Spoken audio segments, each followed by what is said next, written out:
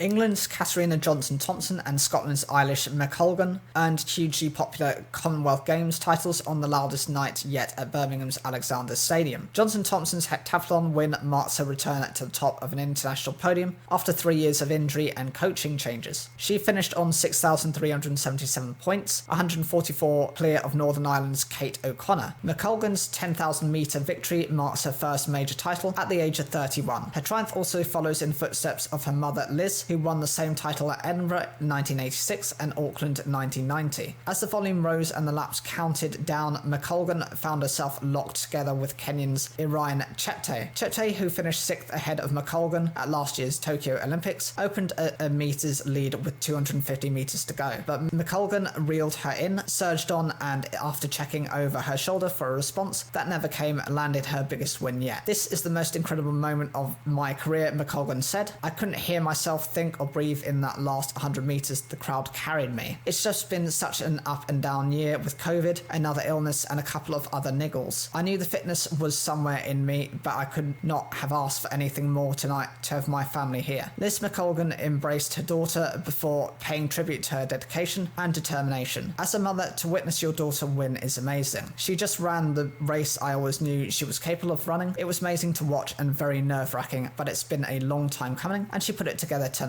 McColgan ran faster than her mum did for either of her Commonwealth Games golds. Her time of 30 minutes 48.6 seconds is a Games record and adds gold to the season that has already been littered with new landmarks. McColgan broke the European 10km, British half marathon, and Scottish 10,000 metre records this year, but an untimely hamstring niggle hindered her chances at last month's World Championships. Former world champion Thompson said she hoped this win could reinvigorate her career after a run of bad luck and behind-the-scenes disruptions after dedicating gold to her grandmother Mary, who died last week. "It has been a tough couple of years, so hopefully this can kickstart another part of my career. It has been hard. I had moments where I didn't know if I wanted to carry on, but to come out and get the gold and prove to myself that pushing through was worth it." Thompson came into the 800 metre finale with a healthy lead over second place O'Connor, but left nothing to chance as he chased hard to the line to finish more than half a second ahead of her 21-year-old rival. The 800 metre may have been the coronation, but it was in the javelin that Thompson